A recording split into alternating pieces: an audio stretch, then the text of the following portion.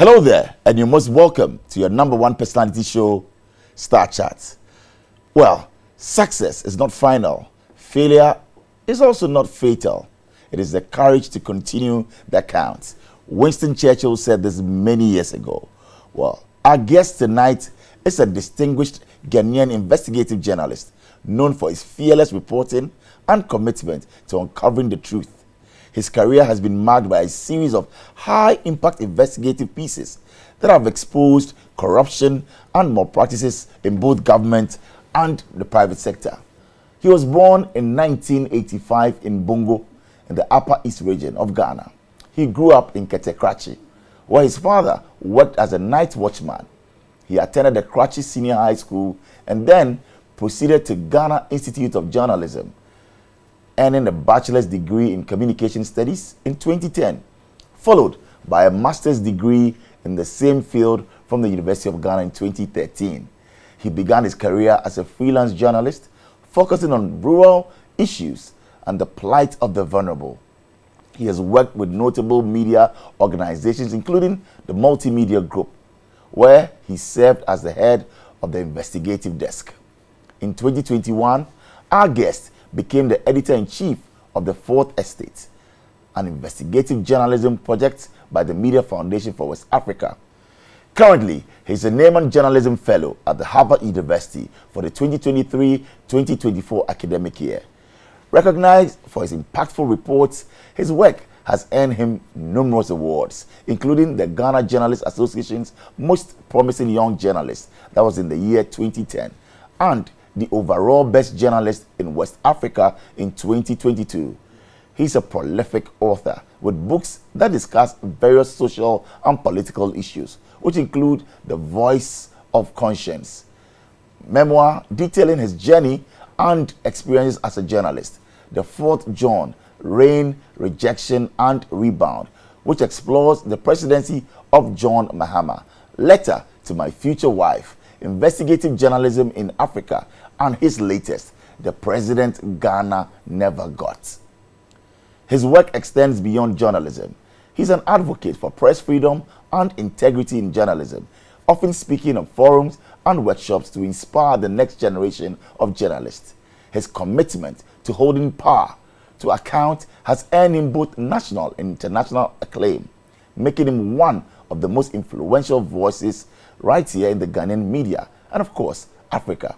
Ladies and gentlemen, my guest is none other than the award-winning who remains a beacon of hope and integrity in Ghanaian journalism, using his voice and platform to advocate for justice, transparency, and accountability.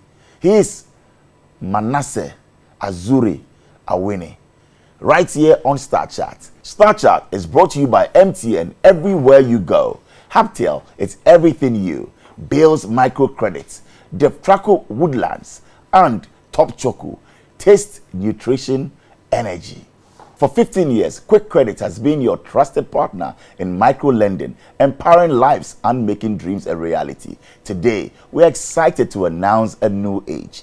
Quick Credit is now Bales Microcredits, still committed to serving Ghanaians and changing lives.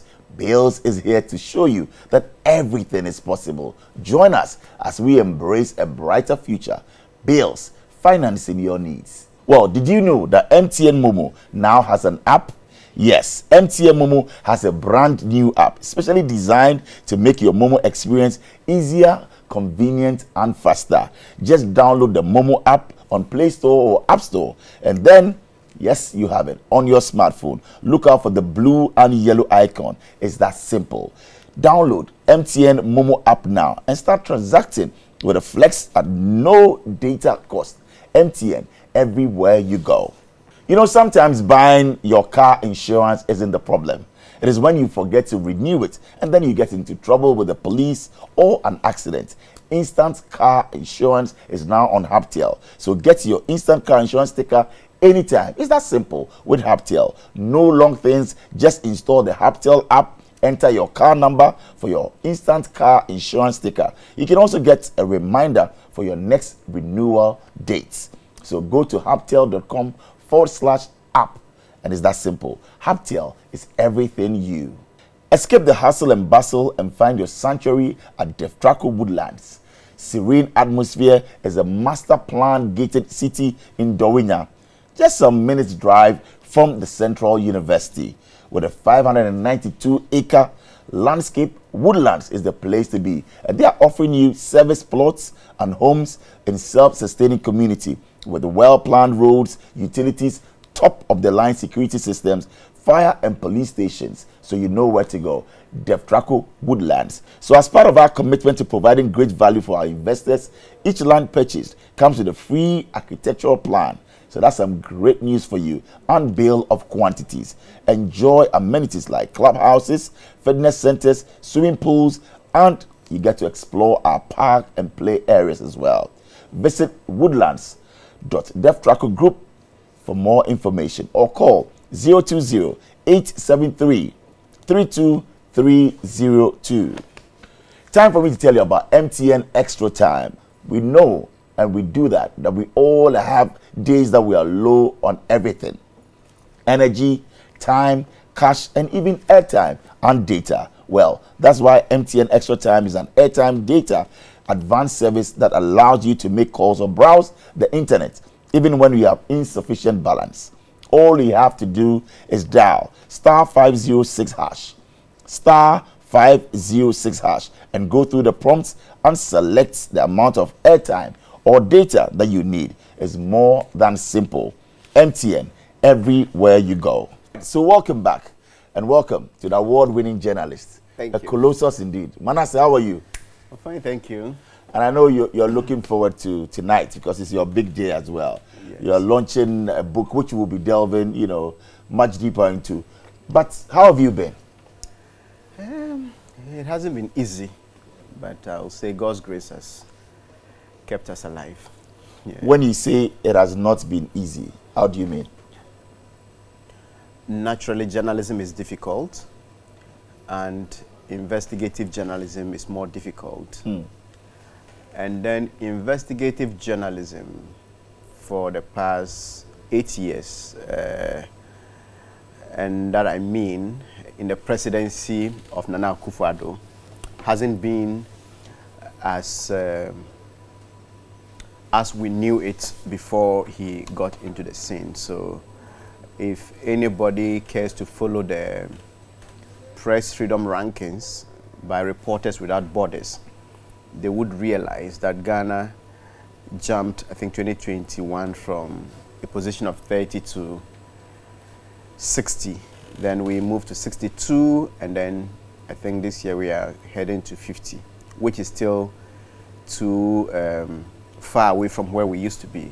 Ghana used to be between the 20s. 30 was like the very top. So we have a problem, and some of us have lived the reality, I think. So are you saying that for the past 8 years, you are afraid, or you've been afraid of, and for your life? Yes, I reported my first death threat to the police in 2017. That was when it started. And I think in the book which you talk about, I recounted how in 2016, when I did a story on the Ford saga, Dr. Edward Omane-Boama, who was then the communications minister, yes, called me at night and offered me police protection. And I said no. I thanked him and said I was okay. But I couldn't say no when the National Security Minister, Kandapa, offered me police protection in 2020. I have had to go out of Ghana on 2 occasions. I think the first one, I went to South Africa. It was very well, some people publicized it. Correct. But I also had to go to Germany. Also, after the 2020 episode, yes, you've had the chance to go out of the country for safety reasons? Safety reasons to really? Germany, yes. That's in 2020. Which year was this? 2020. Same 2020? Yes. And if people would recall, in 2020, during the election, I received a death threat through email. And then I reported to the police. Unfortunately, nothing came out of it. Anytime I reported, we are looking into it, and this is not just maybe some district police, the headquarters. I was put in touch with the CID head, And nothing has been done about it. You go, and then I think they said they had written to Google to provide them with certain details. It didn't come, and that was the end of it. And I was dealing with the head of cybersecurity at the police. And then I was still in Germany when I got a an email that sought to confirm the reason that I left the country. And it was very specific that you are lucky to still be alive. And if any confusion happens in this election, we will not hesitate to eliminate rats like you. And Manasseh, even before you continue, why do you feel that it will come from the camp of the ruling government, that is the NPP? Can it be some hooligans, some miscreants, some bad people who are hiding? I think I said within the period of the Akufo-Addo presidency. So since no one has been arrested, you cannot say exactly where it is coming from. But I'm given a certain period. And I have said it many times that the John Mahama era, I did investigations somewhere directly against him, like the Ford, Sada Jida, people close to him were involved and all of that. But the kind of danger and the fear for my life wasn't there as in the Akufo-Addo era. It wasn't that pronounced as compared to now? Yes. And I am not alone. Will you say on authority that you feel unsafe in Ghana now? Is that what it is? That is a reality. And so bad was it that I haven't spoken about this. But there's a mental health dimension to it. Wow. So I had to go for therapy to a clinical psychologist. It was within that period that the therapist suggested that if I could take a short break. So I just returned from a 1-year fellowship at Harvard. It was part of the break. So you going for that fellowship in Harvard was all part of clearing up your mental fortitude and also mental health? That is so. You had never planned to go out there for further studies. You just wanted a break. Yes. And even if the Harvard hadn't come, I would still have taken the break.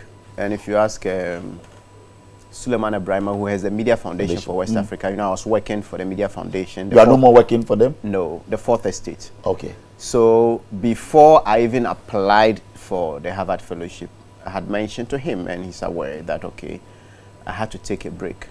So some of these things we haven't or haven't spoken about them, but the reality is that things have not been easy. And I'm not alone. We know Ahmed Swale was threatened and killed. Nothing happened. We know a few journalists were picked up using the law of fake news, publishing false news, which President Akufo-Addo condemned in 2011. He delivered a speech in South Africa and condemned that law. But under his watch, that law has been used against Captain Smart. It's been used against Mensah Thompson of Asepa. It's been used against Bobi Ansa. You know, Mensah Thompson said that the president's family used the presidential jet to travel for shopping. The Ghana Armed Forces said it wasn't true, and he apologized publicly. But he was still arrested and charged for that statement.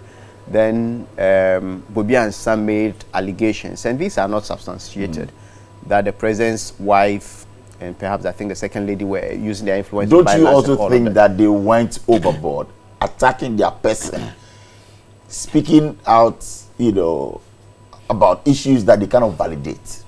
I agree 100% with you. And Mensah Thompson's case actually wrote an article. He wasn't happy with me, but I said, well, you can't just make... So then why would you blame the ruling government for it? Because clearly they also have to clear their names, especially when one cannot substantiate.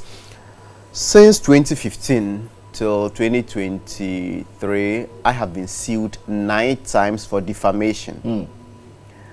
7 of them didn't go to trial. When I filed my defense, those who took me to court ran away. Only the Lighthouse cases gone to trial. And then recently, SML also sued.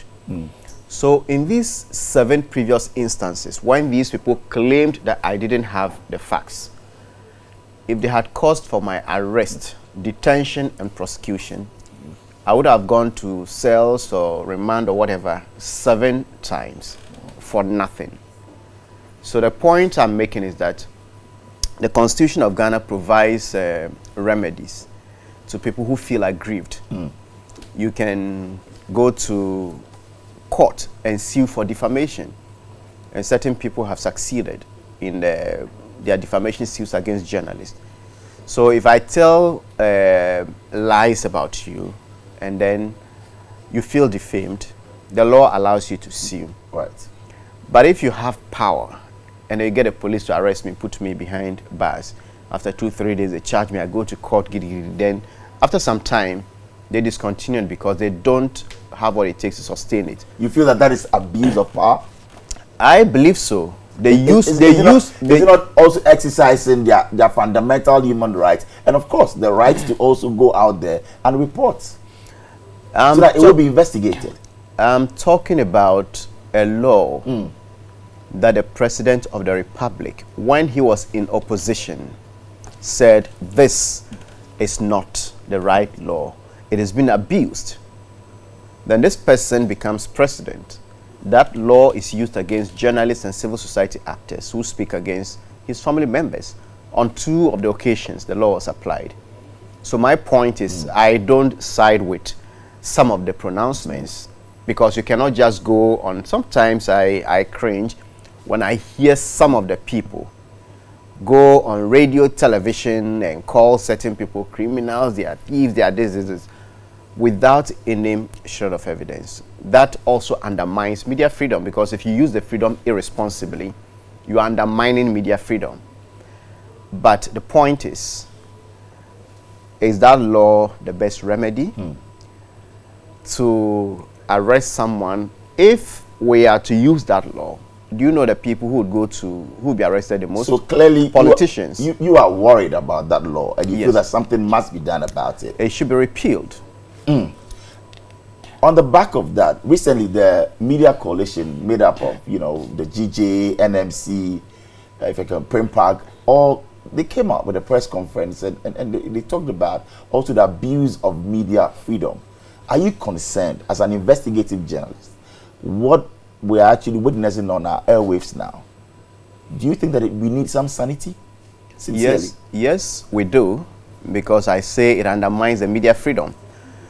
When we are in trouble, we count on the public to be on our side. But if that freedom is abused and the public gets fed up, the politicians generally don't like us. They tend to like us when they're in opposition.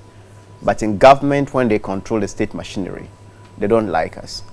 So if we don't guard that freedom and we exercise it irresponsibly, and then those who are supposed to fight for us get fed up, we don't have much to rely on. Because sometimes you are in public and then something happens, something in a public transport, then somebody just sit down, so Ghana is for the way Jimmy, because so a blanket statement. A blanket statement.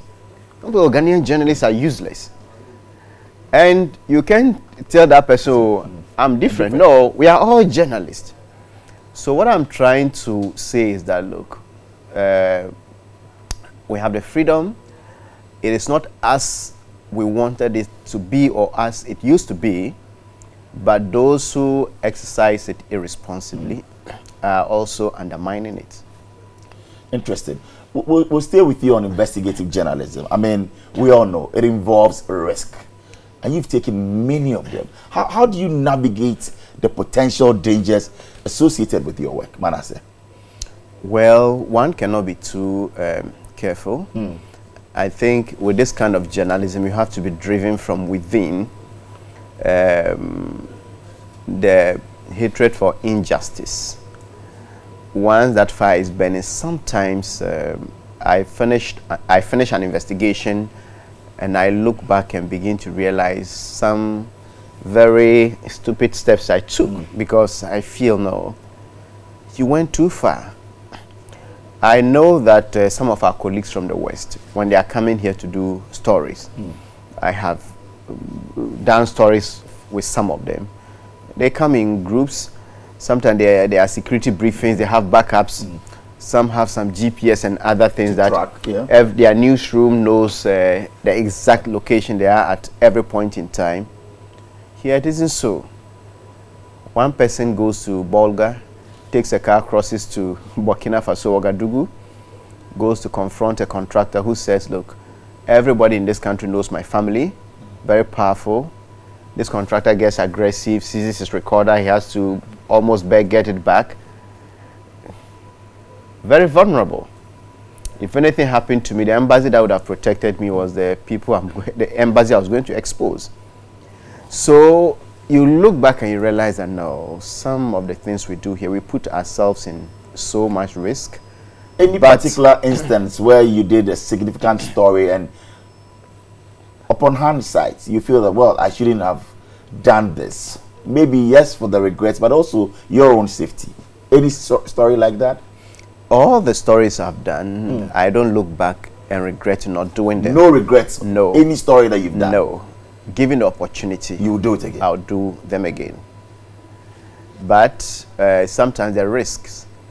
I was doing the JIDA investigation. There was a man who was accused of threatening to kill one of the JIDA managers because the woman who had allegedly gone to him for money and was later trying to blackmail him, and then that threat was allegedly made. So when I wanted to speak to this man, he was running one of the JIDA models. There's a film academy on the way to Aplau, I think Sogakope area there. Okay. Yes. Gollywood Film Academy. Okay. Yes. Is this still around? On the pram? Yes. Okay, they partnered with the Youth Employment Agency. Things didn't go well. Right. So I wanted to interview this man. He said, well, then let's go to the site so that you see what we are doing before we interview. I interview you. I remember the agreement was that we meet at the Accra Mall and then drive there. When he came, we're talking. So he knew I was coming. Before I sat in the car, he picked a pistol from my seat and then put it in the compartment. Then we sat in the car and we drove alone. You still sat in the car upon seeing the pistol? Should I say? No, Manasseh, like in your own words, yeah, so that was stupid. It was. So you look back, and this is someone who had there was an allegation, it wasn't ever proven, that he had threatened one of the JIDA officials. And these JIDA officials I'm talking of became an MP of Afram Plains, North or South, a woman. Were you not afraid upon sighting the pistol, the gun in the car, you still went ahead to sit in? Did you not question him? That's why sometimes you look back and you realize that no. Wow. For God and country, you did that. I've done so many things. Like what? Another one would be what, Manasseh? In the line of duty. Some of them you don't even realize. There was a day, 2017 or 18, I was doing a story about the Metro Mass, and that they had gone to STCs for valuation. So I went to STC and requested to see Nana Komia. Before I entered his office, there was a certain man who was with him, one of the top people in the security agencies, who said, oh, he wanted to see me because he heard I was the one coming next. So when I got in, he said, were you the one we're coming to arrest? And I said, oh, arrest me for what? They said, yeah, he was the leader of the team. They had gone to a certain company, and the allegation was that I was coming to extort money.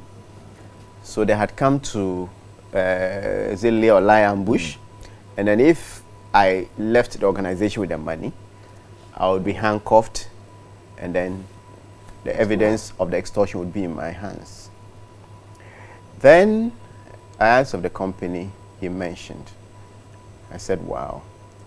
I had gone there to do an interview, and they handed me a fat envelope with money. This was a JIDA investigation. And I said, no. Oh, no, he's your friend. He said we should give it to you, your brother, and all of that. I said, no. They did everything, and the CEO wasn't in the country, so they said they would call him so that I speak to him. Otherwise, if he came and heard I didn't take the money, it would be like they didn't maybe convince me or something. I said, no, I was okay. Just thank him and tell him I'm okay. Not knowing, whilst they were doing everything for me to take this money, they had invited these people to come and then hide somewhere. So that if I had just stepped out with this money, who in this world would have believed me? Your story, yes. My story. How did you feel on that day? I look back and I just thank God, because I know from this work that God fights certain battles that we don't even know about. True. If he was to expose everything that comes at us, sometimes we may get up and may not want to leave our rooms. And there have been many instances, yes. Like can you share with us a memorable experience from one of your investigations that really influenced your perspective on journalism? Which story will be that you realized that, okay, after doing this, journalism is my field? I would say the very first one. Okay, which was? JIDA, the youth employment. Okay. I hadn't done investigations before. I hadn't learned investigative journalism in my first degree, second degrees, not even one semester or term. Then I get into Joy. At the time we were there. Yes. Yes. We worked on some of the angles together. Right. Wow. Then someone told me to meet him at the press center. So I met him when we closed from work, and he said, well, some youth, some people had taken monies that were meant for beneficiaries, and that National Security investigated because they were party people, and this was in power at the time. They were not being pursued. So I decided to follow up, one step after the other. I think the money was 23,000 Ghana cedis, the one that I had evidence. Okay. So I started following up. It became a 1 billion cedi. 1 billion cedi scandal. That's the story that sent Abuga Pele and Philip Asibi to jail. That's the story that led to the cancellation of all the JIDA contracts except the Zoom Lion one. That is the story that led to the passage of the Youth Employment Agency law by Parliament. Right. That was the story that led to the retrieval of about 60 million Ghana cedis from RLG. That was a story that led to so many people losing their jobs, and that the contract cancellation saved Ghana not less than 400 to 500 million Ghana cedis. And this was under the NDC? This was under the NDC. Did you feel fulfilled that, well, I've done this story and I've gotten results? At the time, I felt they could do more. Yes, I still feel they could do more. But having compared that era to this era, not that I'm saying those people that left, because when Philip Asibit and then Abuga Pele were prosecuted, a source, very top source at the Ministry of Justice and Attorney General, told me that on the morning they were taking 5 people to court, but a call came from the Jubilee House that they should drop 3. Under John Mahama? Yes, they should drop 3. This was a very top person at the Ministry of Justice and Attorney General. So eventually, Philip and then Abuga Pele were sent to court. Yes. So, and I felt other people and companies, RLG, Zoom Lion, and even Zira Group, they should have been part of it. They should have been part of the prosecution. But you look back at that, and then now you're saying that a little bit fulfilled, and John Mahama at the time did better than now under the government. What is happening in terms of, you know, what you're talking about? Exactly. Why so? I have an article online that says on JIDA, even Akufo-Addo's wife would choose John Mahama over her husband in the way they handle some of these things. It is online. And I said that because JIDA, the only contract that was left and cancelled, Akufo-Addo, that's the Zoom Lion contract. And for people to know what this contract is, the contract to sweep the markets of Bongo, Aplao, Axim, Navrongo, Kwadaso, that contract is awarded from Accra. The money is taken from the Assembly's Common Fund and paid to Zoom Lion. So if the work is not done, the assemblies have no say. Now, as we speak, that contract says people should be paid, or their allocation should be 850 Ghana cedis per month. Those who battle the streets, the filth in the street, the gutters and everything. But the contract says Zoom Lion should keep 600 cedis. and pay the people 250 cedis a month. If you do the daily wage, it is about 8 cedis a day. So below the minimum wage. Below the minimum wage, and they cannot buy wayside wachi.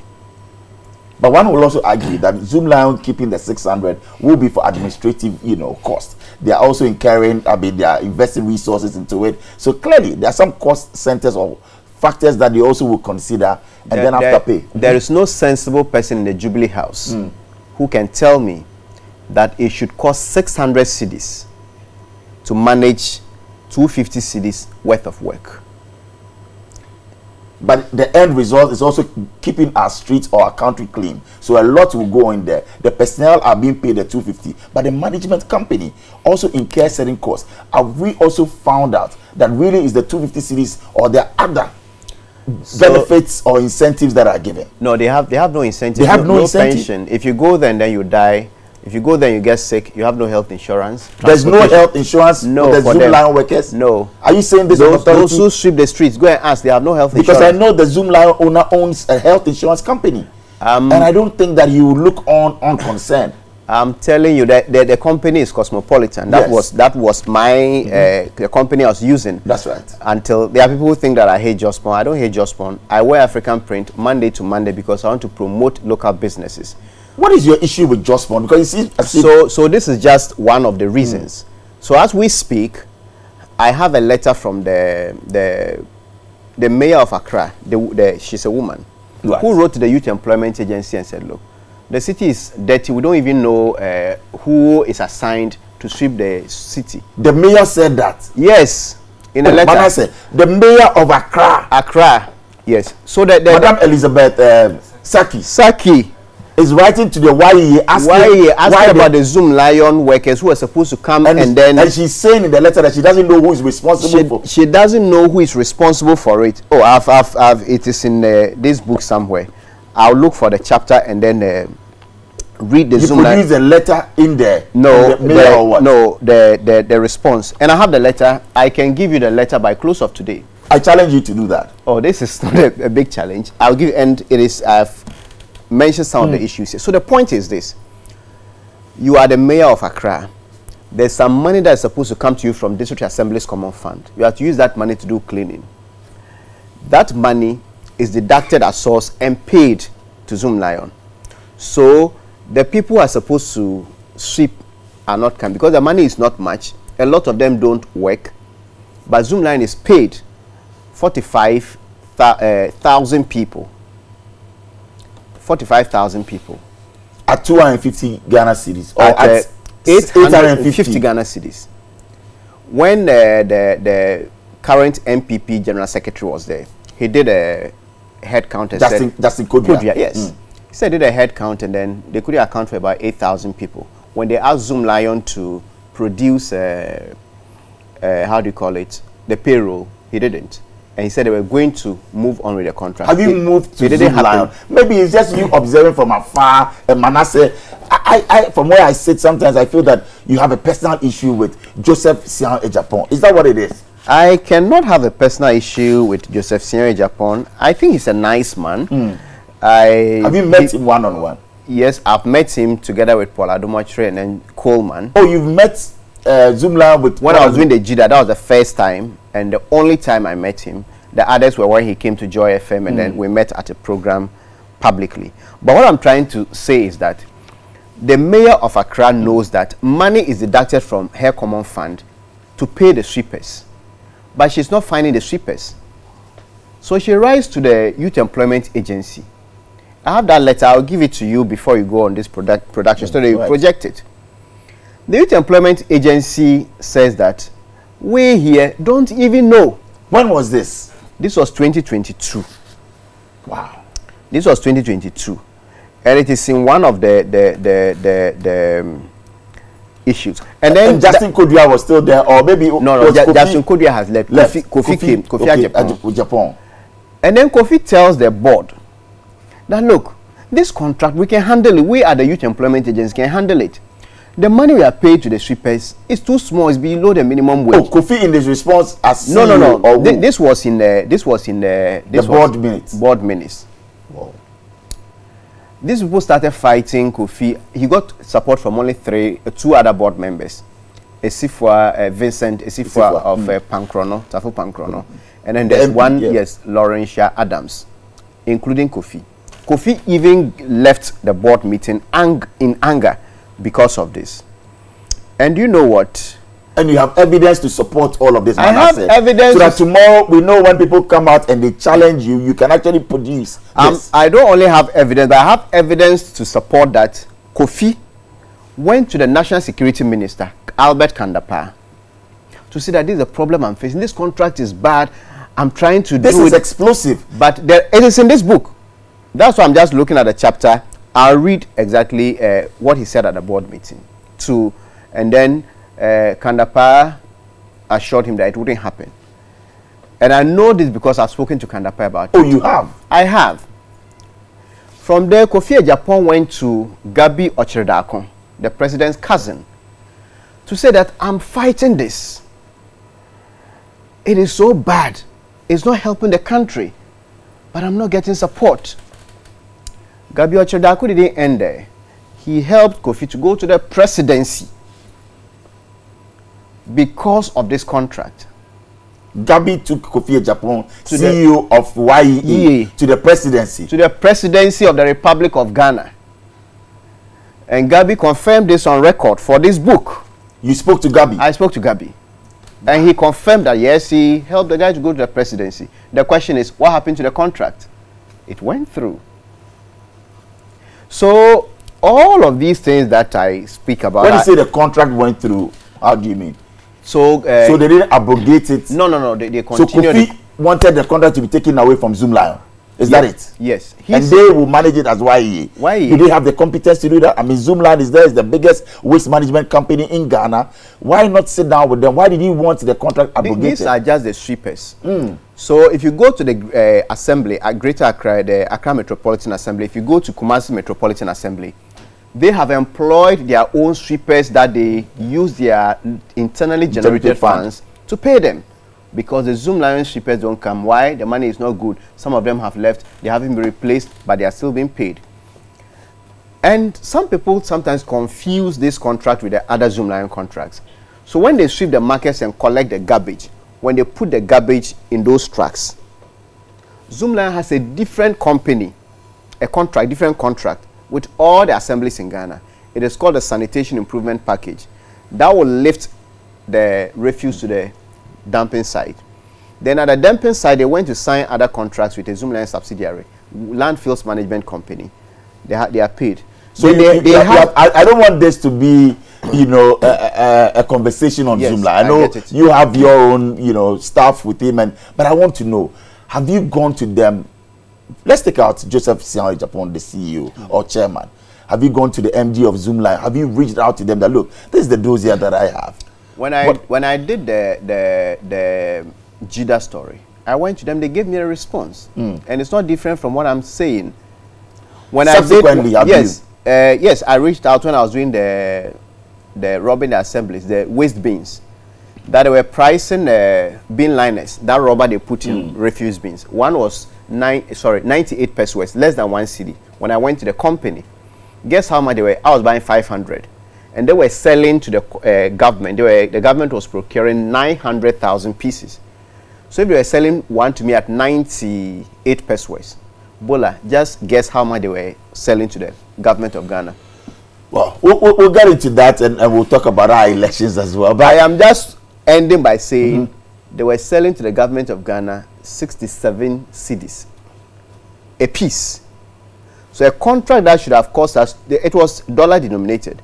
It should have cost us 220,000. This was under John Mahama, just before the election. This should have cost us $220,000, but the contract ended up costing $14 million, just because of some of these things. And these are issues that are put out with evidence, and the only thing they said was the government wasn't paying upfront. So these are... So yeah, maybe they also went for a facility from the bank, and then they have to service it, they have to pay interest. So clearly that will also balloon. Maybe that is why the cost of it... And so if you double it, if you are selling it at 98 pesos, or even one cedi, let's say make it 2 cedis. Yeah, but yeah, so you've doubled it because the government... But 67 cedis.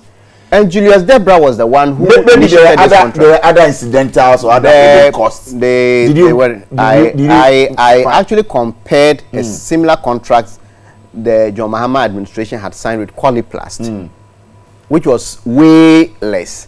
So some of these things, before I come out, I go do all the checks, go to the company, do everything. You do your investigation, due diligence. You are right, so you are ready to head to court if need be. So they asked me to retract that story and apologize within 7 days, else they will go to court. Did you? I said they should.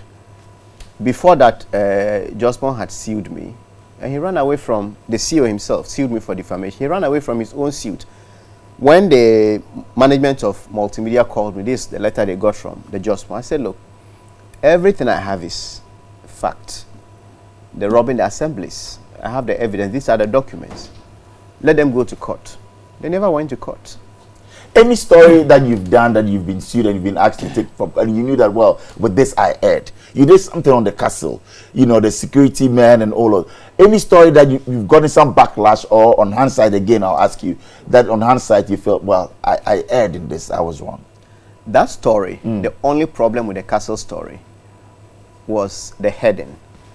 They said they are not militia.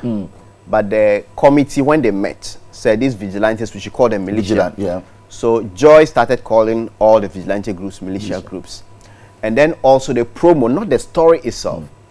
When it was being put on Joy, they used a library photo. Those were the two things. But the story itself.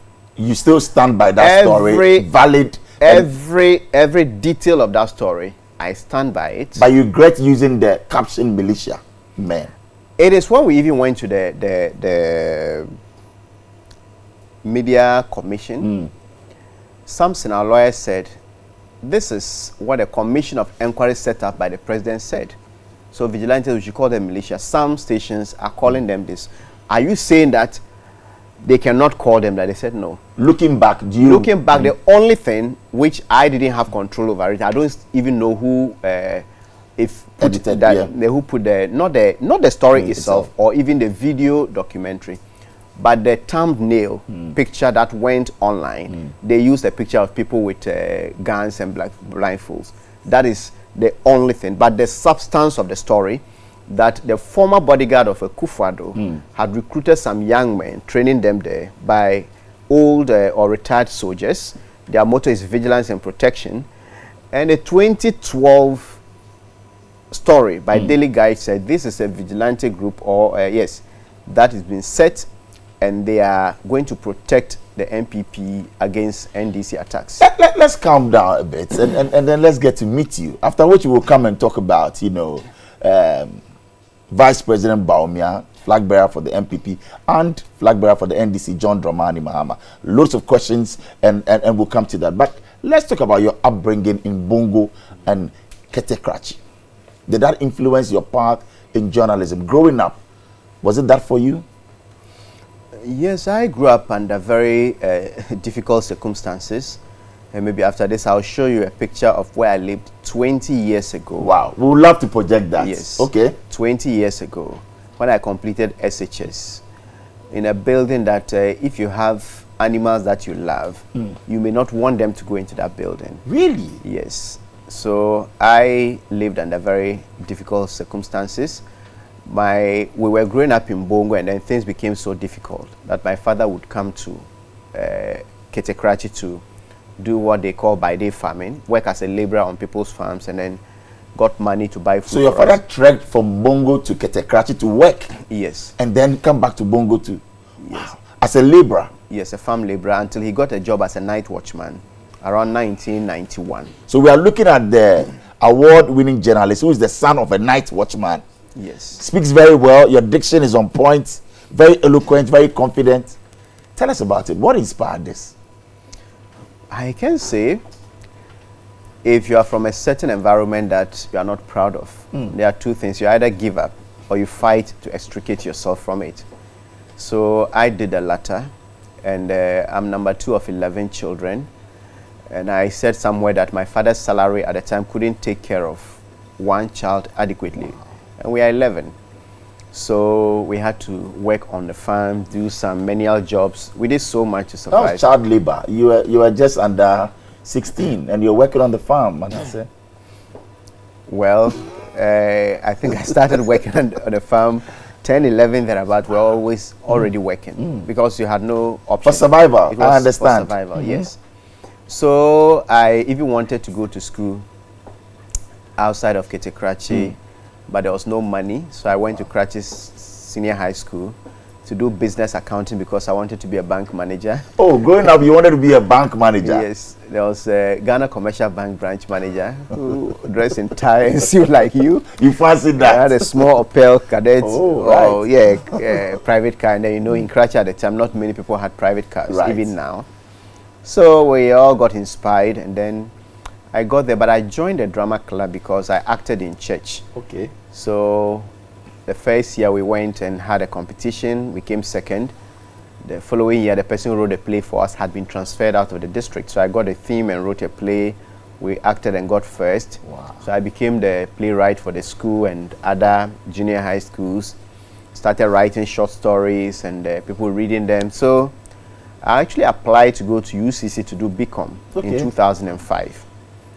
I didn't get admission, so in 2006, someone said, "Oh, you write well, why don't you go and do journalism?" And I thought it was interesting. What, did you fail your SHS exams? You didn't really do well? Not at all. I didn't fail. Even the accounting, that maybe business, that wasn't really my field, that I felt I should have done general arts. General arts, okay. Yes. So you didn't do well at SHS? Or you did? No, I did. I got B in accounting. Okay. I got A in economics and A in business management. That's a field that I felt. But why didn't you get to UCC? Why didn't you get UCC? Was it financial or? No. I didn't even know I would go to the university, but I worked after school, made some money, so I bought a form. But UCC at the time, Legon, business administration at Legon, and then BCom at UCC were the topmost business programs. So everybody in the country competed for that program, and obviously others did better than I did. And I look back and I thank God that the best thing that happened to me was not getting admission to UCC. No regrets at all? No regrets, because the school that didn't give me admission now studies my journalism. Interesting. Yes. That is divine. Yeah. The school that rejected or refused to admit you. Yes. Now the students there get to study. Yes. The work I do. Your work. Level 400 communication students. Wow. Their end of semester exams are studying works of Manasseh Azure Awuni. So I couldn't be more grateful to UCC for interesting. Not giving me that. Are you married? Yes, I am. Okay. You've been married for over 10 years? No. Next 2 weeks will be 8 years. Oh, 8 years of marriage. How is it like as a married man, as a husband? Do you have children as well? I don't want to talk so much about family. No, but of course, I mean, it's fine. You pry into the lives of others. We're not asking you to name them. Do you have children? I'm not talking about my marriage and family for now. But you're married? Yes, I am. Right, for 8 years now? Yes, please. Wow. And you have children? We don't want you to I'm name not them. talking about my wife. Okay, but at least you are married. How is marital life like? Well, I think you sometimes feel that because of your work and all of that, you are putting on due pressure, and you know your wife is also complaining. Do you get that? Do you sometimes feel that you can be a stay-home dad? Yes, I think things were easier for me when I wasn't even when I was alone. Even that my family have some risks to be afraid of. But there was a day my wife was weeping and saying that I'm too young to be a widow. Oh. And no matter how strong you are, it hit you. Yes. She woke you up at dawn, or what was it? You know, that usual pep talk, or? No, it was in the morning. In the morning? Yeah. And she was crying. Yes. She wanted you to quit journalism? Yes, and my family even wanted me to quit after the very first investigation. They told somebody, called my father and told him that, well, they are doing it, but your son, the kinds of people he's going after, and people know him. So why don't you listen? Why don't you stop? What keeps you going, Manasseh? Well, there have been occasions I even asked myself, is it worth it? But sometimes you see certain things and you get so angry and outraged about it. And I also have this feeling that if we all say we are afraid, we are not going to do anything about our predicament, when the reality hits, we don't know where we'd be. All of us will be endangered. In COVID, the pandemic was threatening. The president needed to actually extend the lockdown. But the reason the lockdown was relaxed was that some people didn't know where their next meal would come from. So if kept them in the room, they were going to perhaps perish out of hunger. And their going out was going to endanger all of us, but because we left them behind.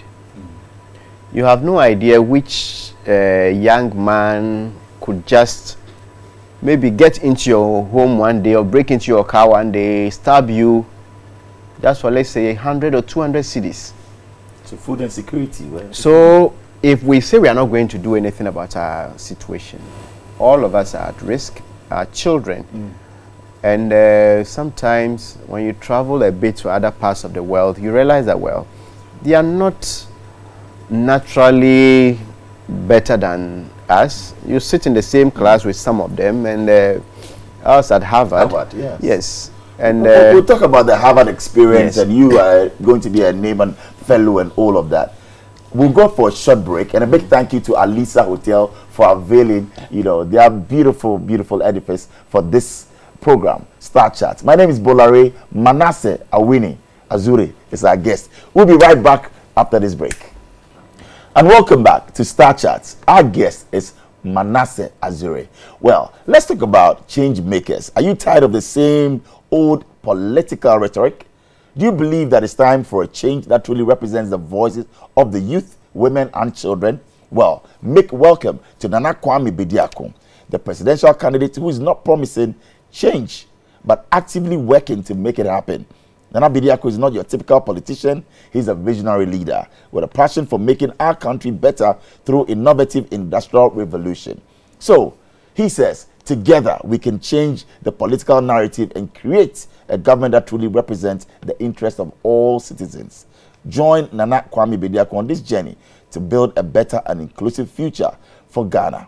Well, it's the Save Ghana Fund that is launching, and it's a Save Ghana Fund campaign. Your support, no matter what amount, is not just a donation.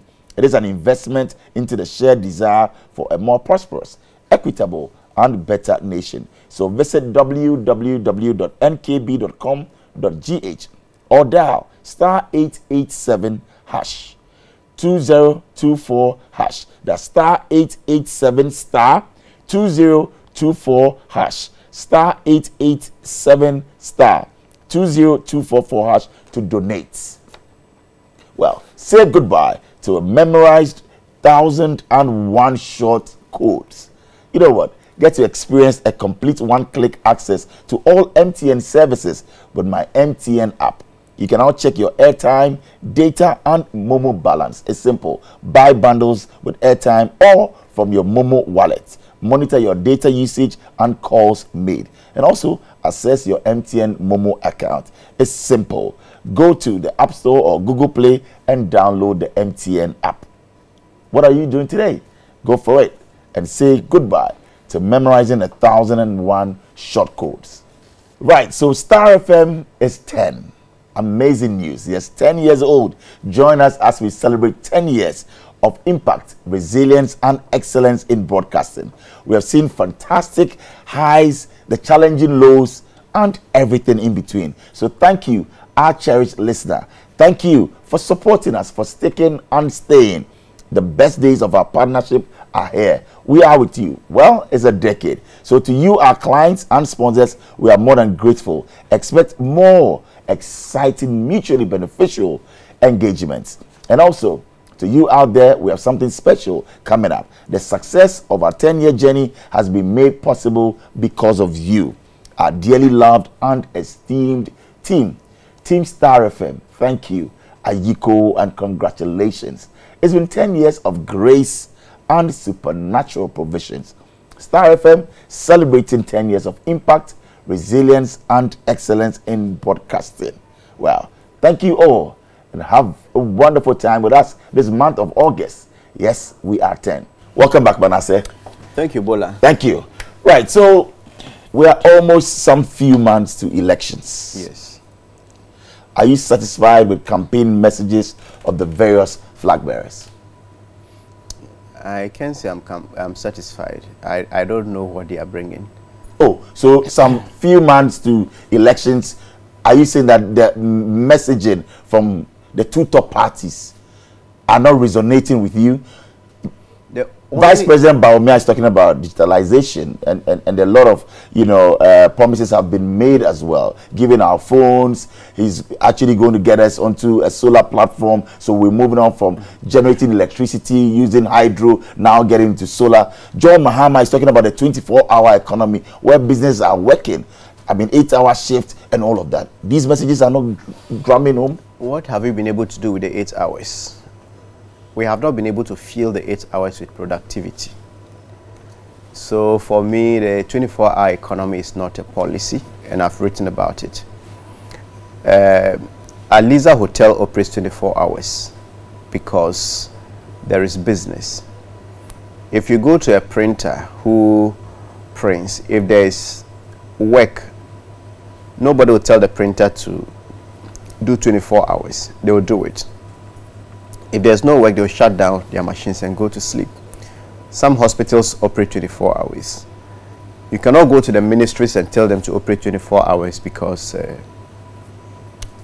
you want to introduce a 24-hour You think policy. That will not work? So that should be a byproduct of development and productivity that would compel people to want to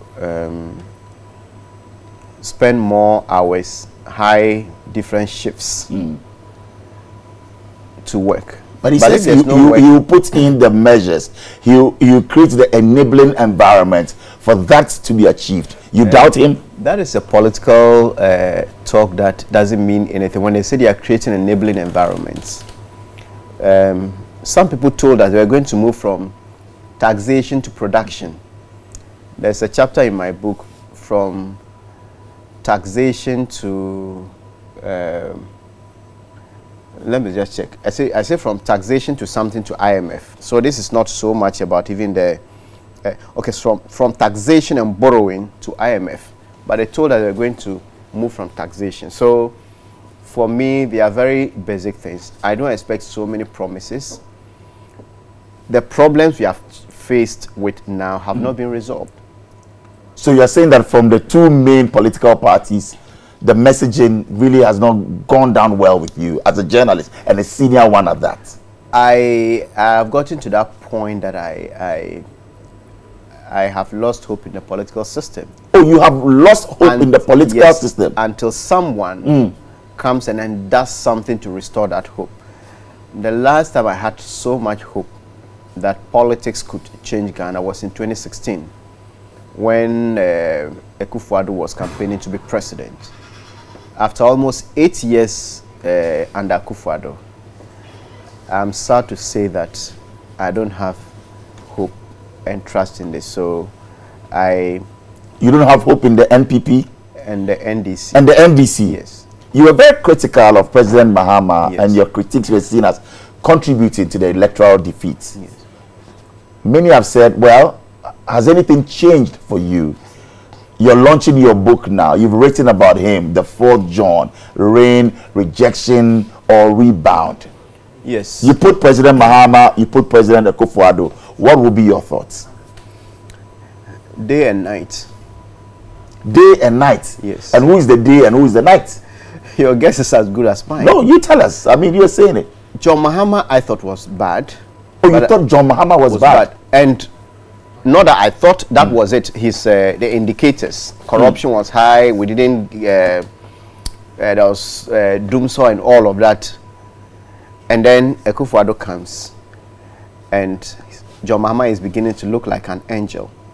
Not that the wrongs that happened under Mahama's era, Jida happened, Sada happened, all the scandals happened, doomsaw happened. There was a time the government didn't even appear to care. The dead goat syndrome, But another regime is in place. And when you're very critical of President Mahama, the Ford issue and all of that. So you look back and you feel that, well, you didn't treat him right? Is that what you're saying? Not at all. You still do it again? It is like someone steals 10,000 cedis, and then we are all angry. That 10,000 could have built schools and that. We are angry, we kick the person out, and someone comes to steal 100,000 cedis. We are not saying the person who stole 10,000 cedis did right, but the one who told us, I'm not a thief at my age, I'm not coming to steal, I'm coming to protect the public purse and all of that, we give this person the opportunity. And they are supervising. I say that there are a lot more corruption scandals under President Akufo-Addo than under President Mahama. Exactly.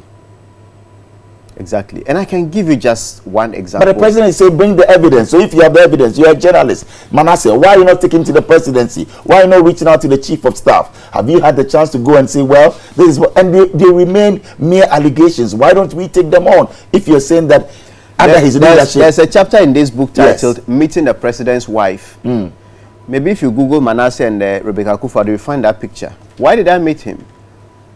People kept on to, like what you are telling me in the Mahama era. Why have you even taken the step to at least go there? Maybe they are there, they are not getting what is really happening. So I started speaking to people close to the president about these things. I didn't see change. So I booked an appointment with the wife. So when we met, Rebecca Akufo-Addo said, look, my husband said you have access to him through Jinapo and other people, so he's surprised you want to come through me to discuss these issues. And I said, yes, it is true. And I've written in this book, I had discussed them with Jinapo, Gabi, Vice President Baumia. About what? The corruption scandals? Some of the issues that spilled over from the Mahama era. Kandapa, I've spoken to them about this. So I felt, okay, why don't you just make that last move? Maybe, granted that the president doesn't know about them, why don't you make that move? So I met the president's wife and I actually went with an envelope that contained a write-up of the issues. This was in December 2018 and nothing changed. If the president is asking about evidence of corruption, the recent investigation I did on the SML, that Ken Ofori-Atta signed or authorized the contract to be signed that says every liter of fuel that all of us in this room, whether you buy it in Cape Coast, Axim, once you buy a liter of fuel, a percentage of that revenue should go to SML. And we went there. These people were supposed to be doing measurements of fuel liftings and then sending it to the GRA. The GRA wasn't even using the figures that people were providing. Then there were issues with this contract. Ken Ofori-Atta decided to expand it to the gold mining sector, that every ounce of gold produced in this country, a percentage of that revenue should go to SML. Every barrel of fuel produced in this country, a percentage of the revenue should go to SML. We did this story. If you look at the KPMG report, page 157 and page 158, says clearly that this company did not contribute to the revenue or volume growth. So why were they paid? Well, they were paid over 1 billion Ghana cedis, and then the new contract entitled them to more than $500 million within the first 5-year period, and it was subject to renewal. So what evidence does Akufo-Addo want? He told us in 2016, the MPP held a press conference and said, look, the reason Mahama couldn't cancel contracts like the Zoomlion ones was that he was benefiting from such deals. Do you think President Mahama benefited from everything that were, I mean, and of course, you know, some heads really rolled, but do you think that he benefited? And do you think that President Akufo-Addo is benefiting as well? I speak to what I have evidence. I don't know how people shared the monies behind the scenes. So I don't have that evidence. But I know that if you take RLG, for instance, he was very close to the president. President Mahama said at the 10th anniversary of Zoomlion, and I have the recordings, that Zoomline was like somebody who was always in his house. President Mahama said. Yes. Okay. The anytime he did the State of the Nation address, Zoomline, Jospon was the first person to come to him. Oh, he said this, I can do it this way. Okay, I don't know whether he benefited. But Akufo-Addo and his people said, Mahama couldn't cancel the contracts because he was benefiting personally. Now you become president and you are continuing with those things. So the question is, maybe they also investigated and they realized that, well, that is not the case. President Mahama didn't benefit from it, and we are also not benefiting. We want Ghana to go on, so we will not terminate or abrogate that contract. Isn't that valid? And I'm telling you that the MPP General Secretary now, Justin Frimpong Okodua, sorry, held a press conference and said, look, there are issues with this contract. We even tried to get the service provider to do ABC. Zoomline didn't come forward.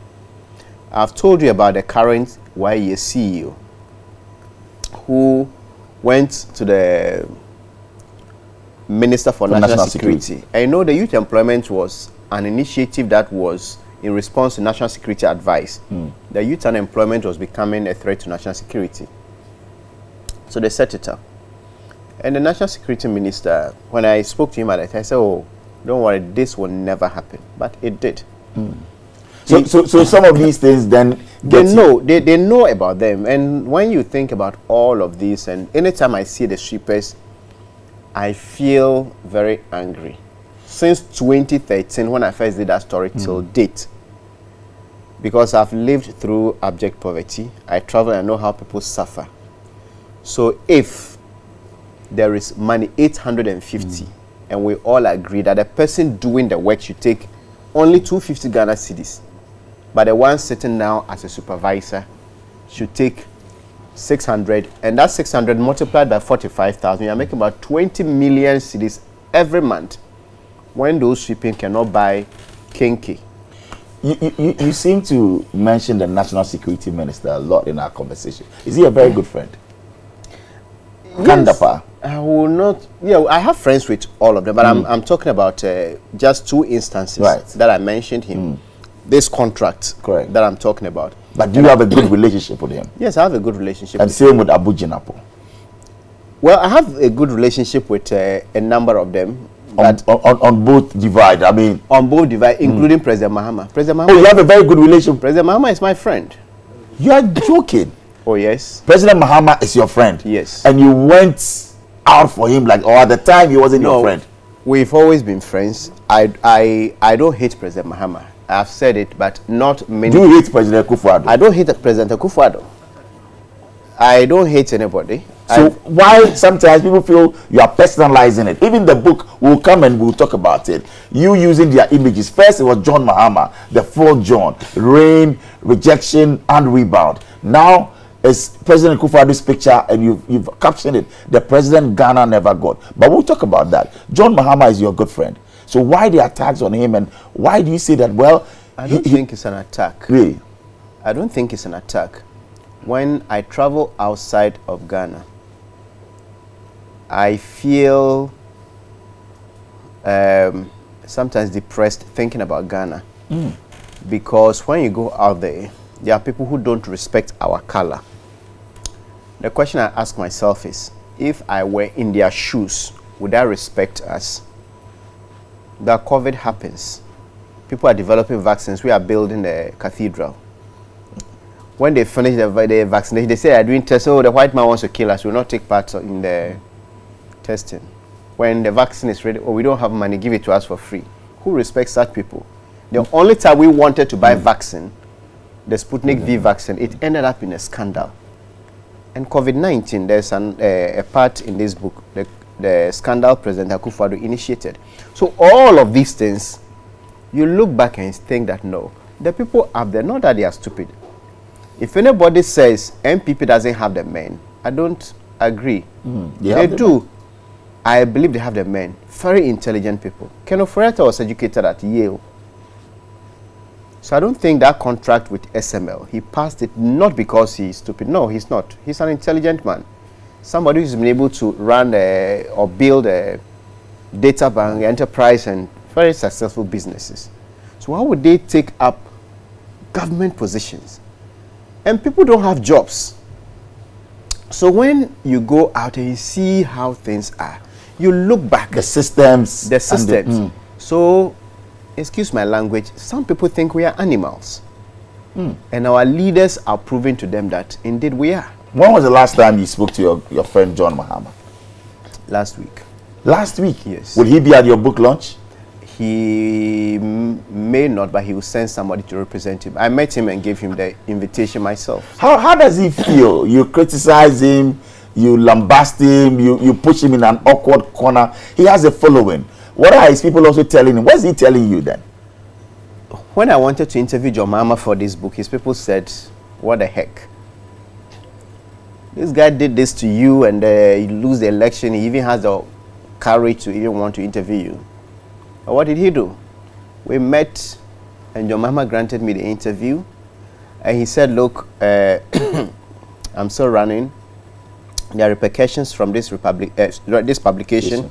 There's a committee working to see how to address it. But I've told them that nobody should attack you when your book comes out.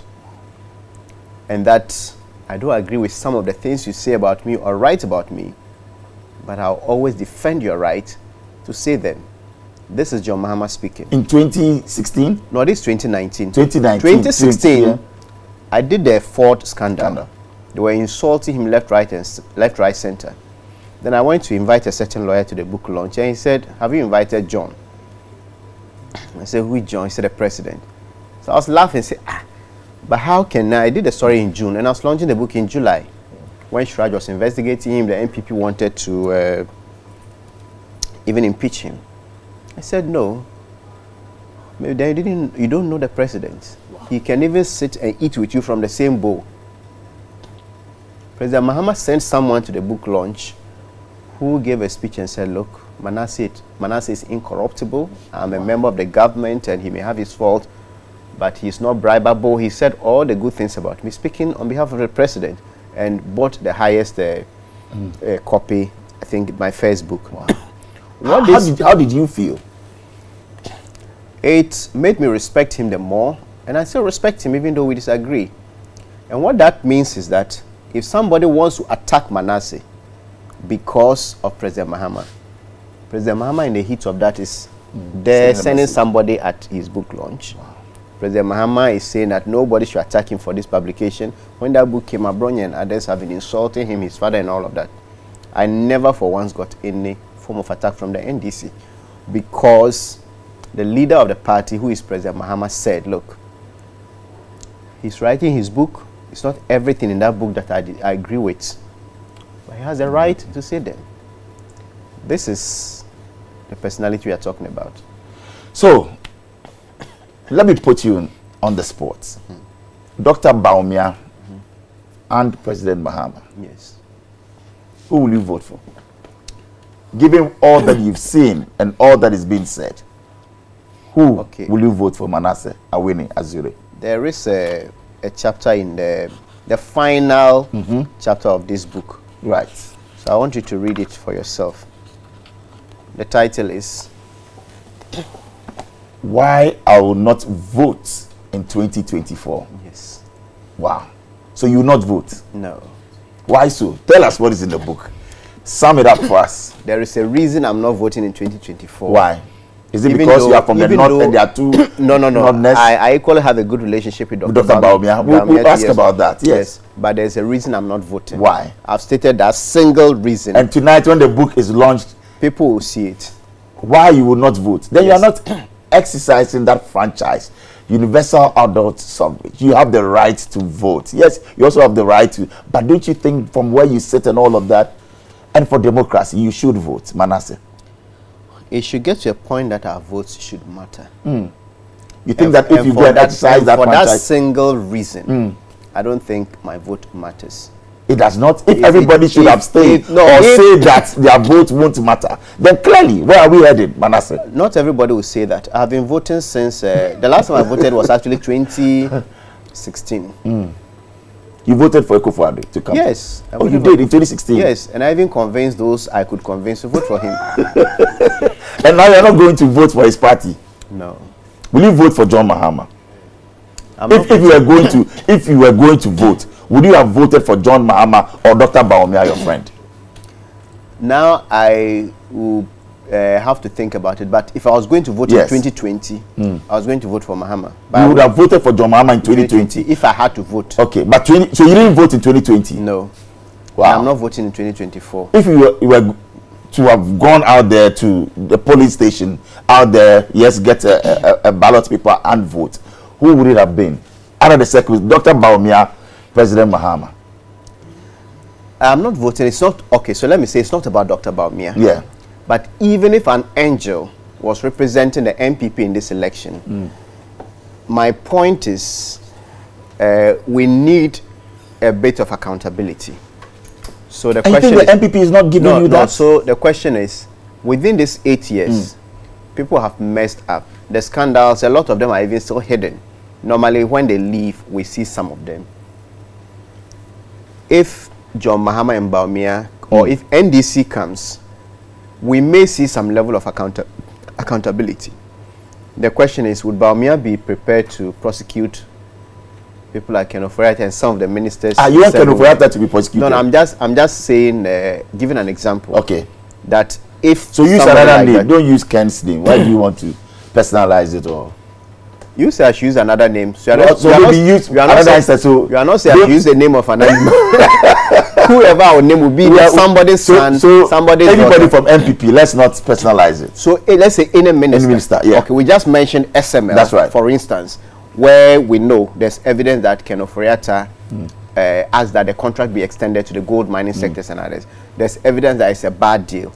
So for instance, and I think that Flagbearer Bawumia, if he becomes president, will not go after if he's petitioned and he wants to look into this and say special prosecutor pick it up. You think Dr. Bawumia will not? Saying, not just Bawumia, but it is the government of the MPP and the party. It is more likely for us to get accountability in the NDC on this administration than another MPP government. In that respect, I get to see where you are tilting toward. So you are saying that in 2025 you want to see an NDC government so that some of the things that you feel strongly that the MPP in terms of the ills have committed. Even that I'm not very sure. You are not very sure. Because I know that the NDC government will take because I know that some of them they do deals together. Oh. There were certain dockets that I helped the police work on. They sent to the Attorney General for prosecution. They never happened. And these people were under the NDC? Under the NDC. And the MPP is unwilling to prosecute them because some of the businessmen involved still do deals with the MPP. I'm talking of some of the sanitation contracts I worked on. So in effect, let's not talk about personality. Is the reason NDC, MPP, who do you feel strongly should win the December elections? And be sincere with us. Who do you think? Because of accountability. I'm not sure about that. That John Mahama would even at least ensure that for the past 8 years, wrongs that have been committed, certain chiefs and influential people will not ask him to stop prosecution. But if all things being equal, I would prefer a change in government. Napo or Nana Jane on the vice presidential ticket?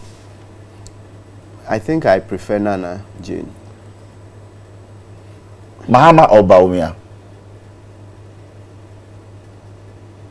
It's difficult to say. Mahama or Bawumia? Any day? No. If I really had a strong view on that, I would have voted.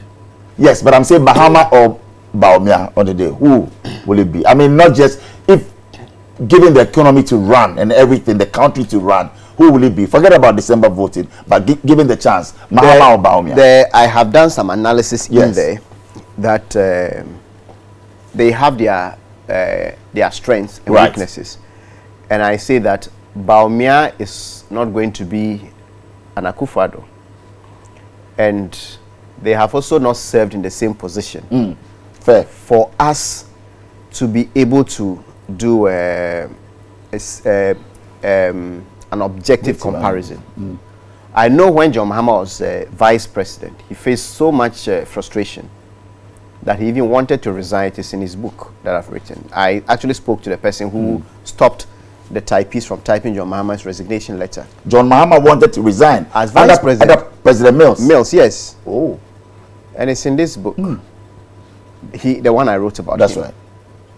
And I went all the way to speak to the people. The only reason I took their names out was some of them were still serving in the public service, so they might be victimized. So you think that being said, also so, Bawumia is facing some challenges that every vice president in this country face those challenges. For instance, I say in this book that in 2022, someone told me that when the vice president at the time went to Peace FM and they interviewed him about the e-levy. He had an interview, but they spoke about the e-levy. I remember, yes. Somebody close to him told me that question was planted. Why? Some people wanted to introduce it and he was against it. So that question was planted from the vice president camp. And then he said, oh, it is not good, and then they backed out. Really? Yes. You have that on authority? Yes. It is in this book.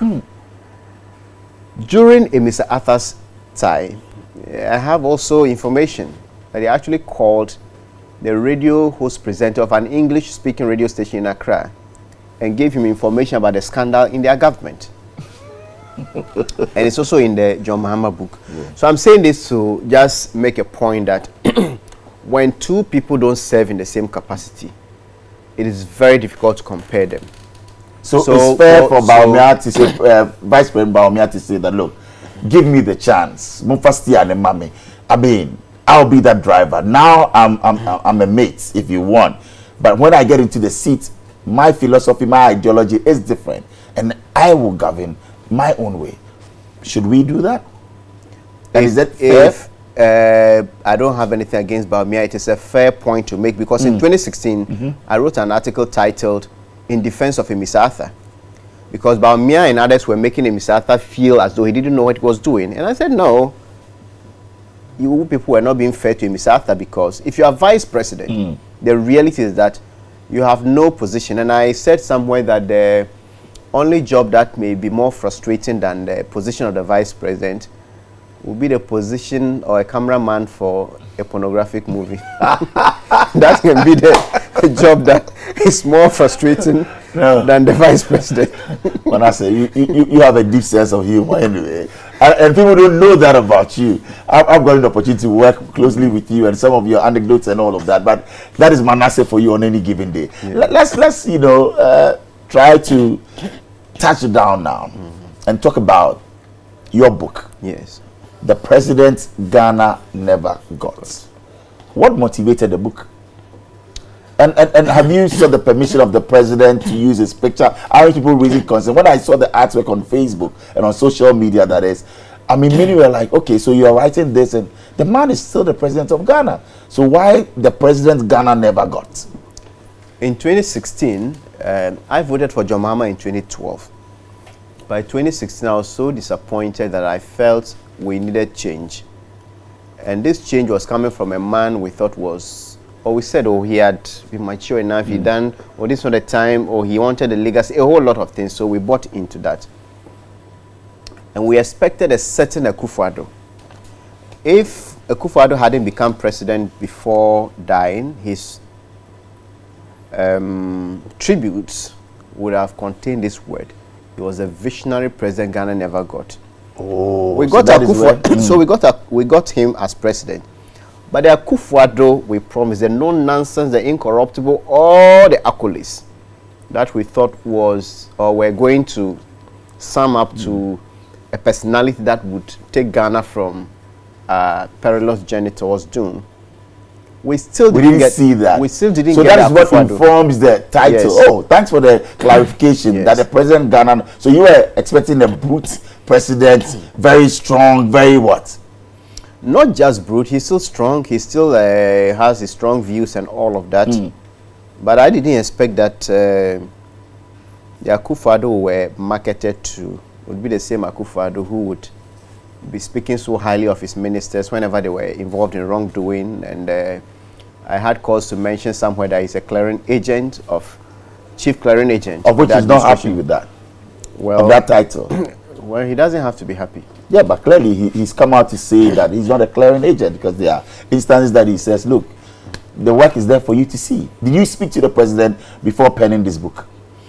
Initially, I wanted to. I had sources who told me that, look, they don't think he would entertain that idea. So when I interviewed Gabi, I said, I want to speak to him. He said, no, I don't think he will speak to you. And I said, why? Because he feels you've been mean to him. Oh, Gabi told you yes. that the president feels that you have been mean to him, the president. Yes. And I said, but even Mahama spoke to me. He said, well, people are different and all of that. So that's how it ended. But later on, it came, should I give it a try again? So I didn't actually go through Gabi again. I actually reached out to the president's lawyer called Suman and mentioned, well, I'm coming out with a book. I've got almost everything, but I just feel I should still make the effort. And he said, well, if there's anybody who could be your best bet, it should be Gabi. So Gabi, I went back to Gabi and said I should write to the president first. And at the time, I wasn't sure I could make any headway, and the timelines were also not. So you didn't write to the president? No, so I didn't. Yeah. Do you think that, yes, the book is out and all of that, do you wish that you had spoken to the president? If the issues I've discussed or what I really wanted from him, I don't think I would have gotten them. Really? Yes. But I got a sense of a lot of the things from my interview with Gabi. So, for instance, did he regret appointing Martin Hamidu? What did Gabi tell you about that? Read in the book. I was coming to that. As we wrap up, what should readers expect from the book? Readers should expect a lot of interesting facts behind the scenes. Wow. Not just about the Akufo-Addo's Akufo-Addo Jubilee House, but also Parliament.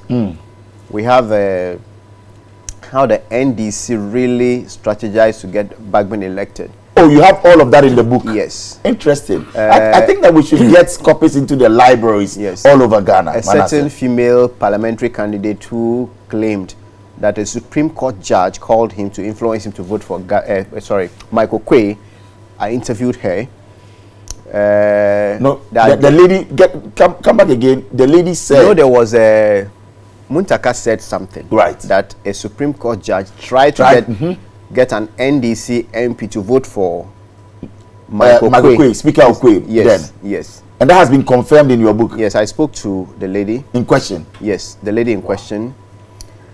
Did you also know that Akufo-Addo didn't intend to present Michael Quay as Speaker? Really? For the second term. He had who in mind? A Supreme Court judge. Wow. They actually called the Supreme Court judge and said, prepare for the speakership position. Gabi told you that? No. I have sources. And I've quoted some of the sources in there. You've quoted in the book. Yes. This will be an interesting read. So we leave readers intrigued, because with what is explosive. Yes, there are a lot of things that happen behind the scenes that when you take your time and you read, you would understand. And also, I started from the first political party, or even before the first political party, to the MPP. Akufo-Addo's grand uncle, J.B. Dankwa. It's just unfortunate that the Nkrumah J.B. Dankwa fight is... Again, your thoughts on that, even now that you've brought it up. Yes. Do you think that we should have Founders Day, you know, as it is, with the apostrophe before the S, or the S, then we have the apostrophe? It is just a symbolic thing, because nobody in this country, in their right senses, would say that Nkrumah alone worked. But everywhere in the world, you have that... figurehead who spearheads a certain struggle. So that... Do you disagree with the president by saying, yes, we should have Founders Day with apostrophe, you know, after the S, or you feel that we should also still hail? Even if we say the Founders Day, it shouldn't even end with the big six. Okay. Because there were others who even worked, Power Grant and others funded the UGCs from the beginning. Some of those monies were used to bring Nkrumah back to Ghana. I think they wanted to pay him £100, and he said, no, I'll take only 20 pounds. I want to work for the interest of the country and the party and not just the money. So there were people who even perhaps did more than the big six who were arrested after the 1948 riots. So this means that the president has a point then. Saying that we shouldn't just put Nkrumah out there. The Nkrumah being the founder, the African Union is honoring Nkrumah, not because Nkrumah is the only one who founded the African Union or is the only one who has championed the liberation of Africa. But certain human beings have attained certain statuses in life that should be immortalized. And I don't think even if we make Nkrumah as the founder, the reality will be lost on Ghanaians that others also helped. And JP Dankwa, sometimes there are people who just come and insult or is a traitor and all of that. After researching for this book, I respect that man a lot. Okay. He did so much, mobilizing people, forming this party, getting Nkrumah here. And there's this saying in Twi that translates into the priest or fetish priest or herbalist who is able to sustain your life till the healer arrives. Shouldn't be so comfort what for something to that effect. Yes.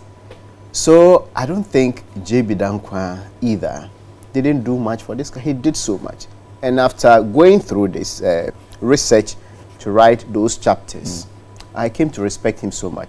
So clearly he's played a role. I think the problem very is important for Bonnie and what's not yare for Emma Konfo, Papa yes, yeah, Bonnie or something. Anyway, it's now time for our mystery question, and we want for you to just dip your hand into this bowl and read your first mystery question for us, Manasseh. I wonder. Oh, there are two. Yeah, there are two. I thought it was either. No, we have mystery questions for you. Two questions. What does it say, please?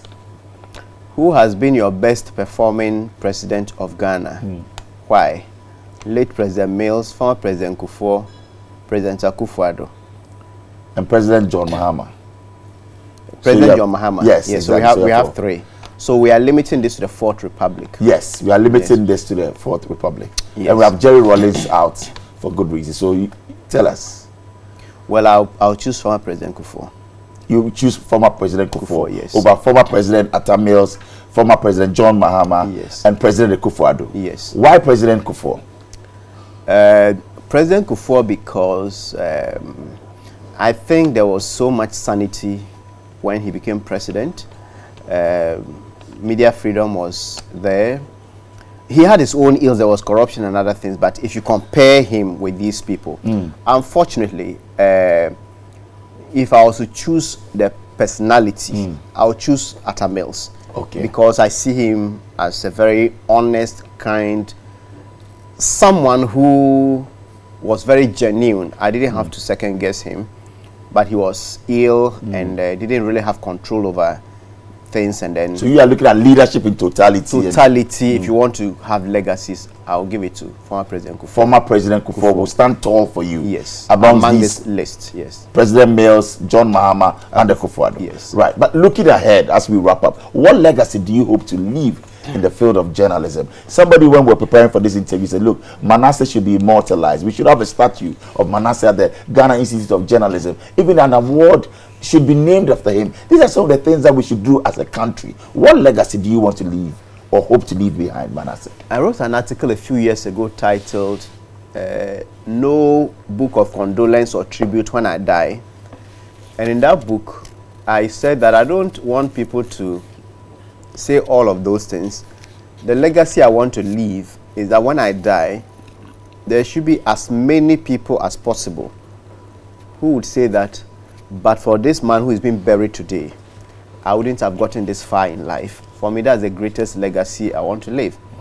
I went to Kratchi recently, and then a certain young man just, when he saw me run and then knelt and held my feet and told a certain woman that I'm alive because of this man. Wow. There's a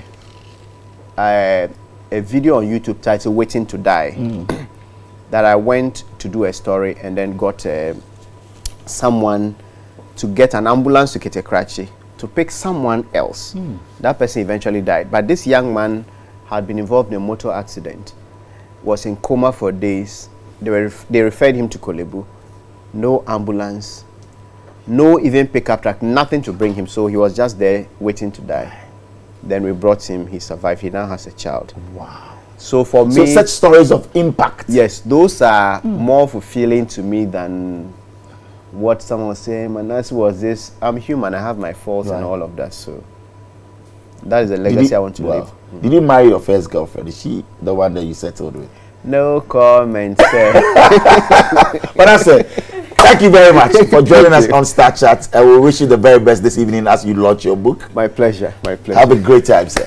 Thanks for having me. Right, so it's been another interesting edition of your #1 personality show, Star Chat, right here on Starr 103.5 FM. And a very big thank you going out to the crew, to Ruben, Banini, to Daniel, to Samoa, to Opuni, Enoch. Dami, thank you very much. To Abigail, Erica, Victoria, and our executive producer, Nanaya Sapon. Thank you. My name is Bola. See you next week.